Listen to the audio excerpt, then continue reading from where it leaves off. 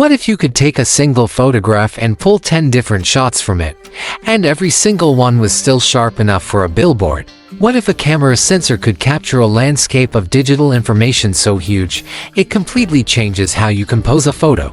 Well, the rumors, the whispers, the forum posts, they're partly true. This is the Hasselblad X3D. The internet has been buzzing about a 250 megapixel monster, but the camera I've been using for the last month is a 150 megapixel beast.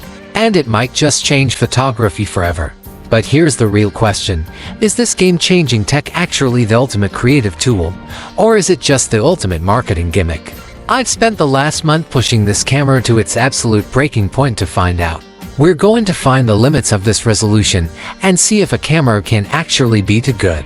The why and the 150 megapixel revolutionize. Let's get the big number out of the way.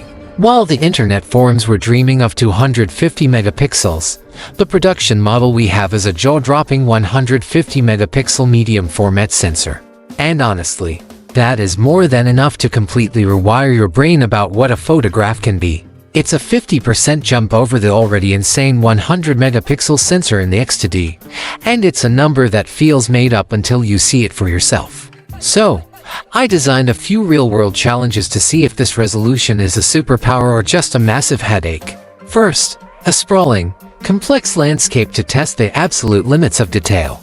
Second, a portrait session to see what this kind of resolution does to skin and if the autofocus can even keep up. And finally, a low-light architecture shoot to see if the sensor just turns into a noisy mess when the lights go out. This isn't about just staring at pixels. It's about finding out if this power is usable, if it opens up new creative doors, and who on earth this camera is actually for. The landscape, the universe of detail started out in the mountains, with a scene packed with texture, haze, and tiny details. My goal was simple. Take one single, wide photo and see just how many different, usable shots I could pull from it. The file that came out of the camera was, well, it was enormous. We're talking hundreds of megabytes for one single raw file. But the second I pulled it up on my computer and zoomed in, it was just breathtaking.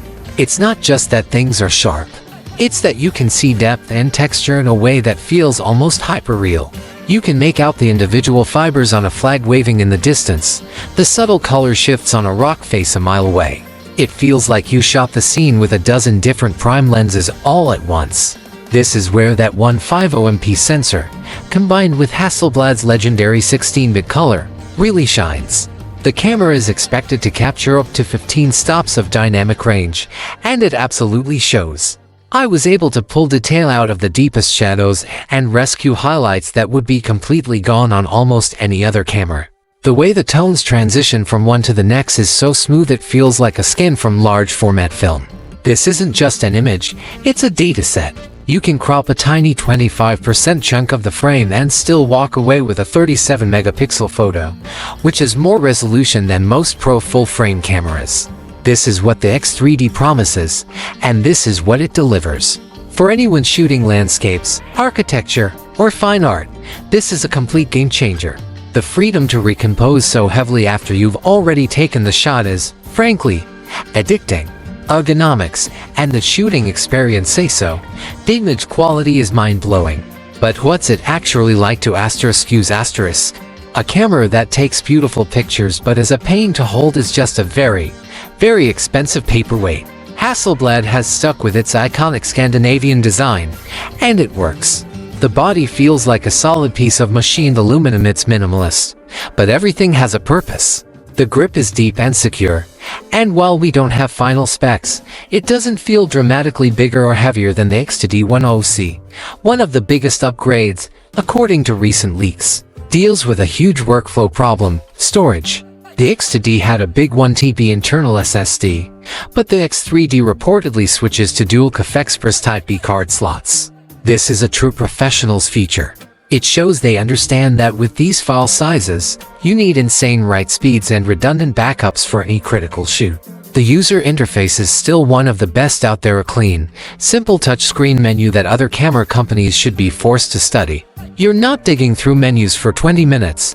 Everything is right where you feel like it should be. They've also supposedly improved the battery. With a new model that has 30% more juice while still being backward compatible with older batteries, a great move for pros already in the Hasselblad ecosystem. Shooting with it is a deliberate process. It slows you down and makes you think about the frame, a lot like its film cameras of the past. It's a rewarding, hands-on experience that really connects you to the craft of taking a photo. The portrait autofocus and the human element autofocus has, historically, been the Achilles heel of medium format. These cameras were built for methodical precision, not for speed. But the X3D is rumored to have a completely overhauled autofocus system, with more phase detect points and eye-powered subject tracking. So, I threw it into a dynamic portrait session to see if it could hang, and the results were really impressive. Look, it's not going to replace a top-tier sports camera like a Sony E1 or a Canon R5, but it is a massive leap forward for Hasselblad. The face and eye detection were surprisingly sticky, grabbing on and holding focus even as my model was moving. For portraits, fashion, or even some slower-paced street photography, the autofocus has gone from being a liability to a reliable tool. But then you have the other side of a 150MP portrait, the detail. And it is absolutely ruthless. You see every pore, every stray hair, every tiny imperfection with clinical precision.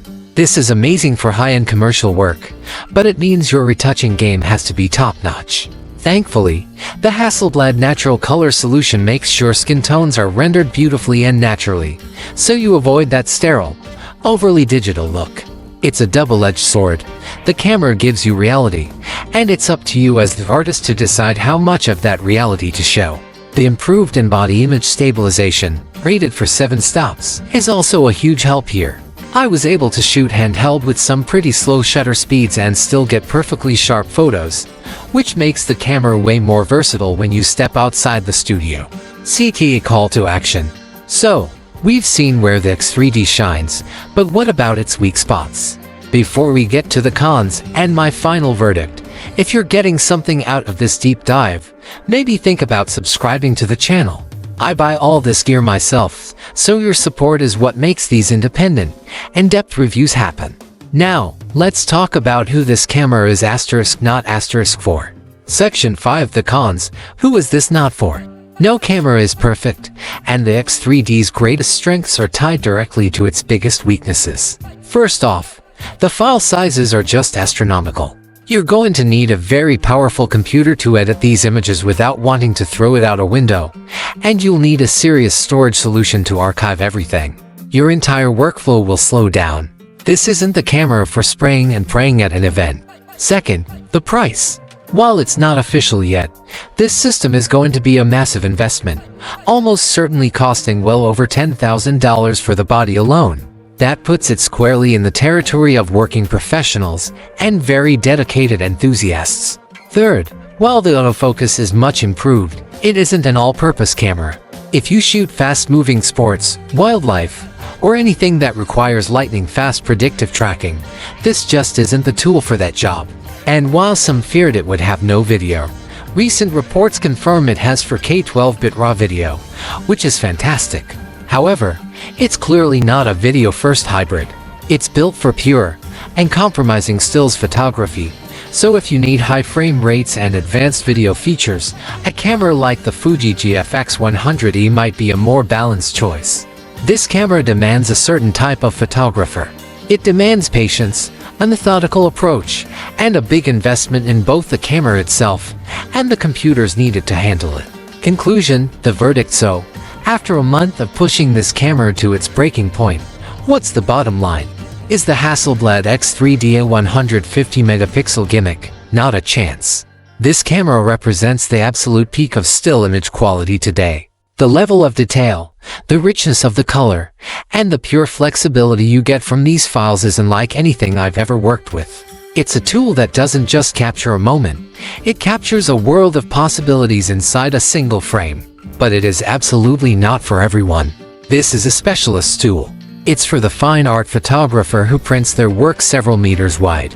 It's for the high-end commercial and fashion photographer whose clients accept nothing less than perfection. It's for the landscape artist who sees pictures inside of their pictures. The Hasselblad X3D is a statement. In an industry that's obsessed with making hybrid cameras that do a little bit of everything, Hasselblad has doubled down on doing one thing flawlessly, capturing the most detailed, color-rich, and tonally perfect still photograph possible. It's not just an upgrade, it sets a new benchmark for what a digital camera can be. It's a beast, for sure, but if you can learn how to tame it, the results are simply sublime.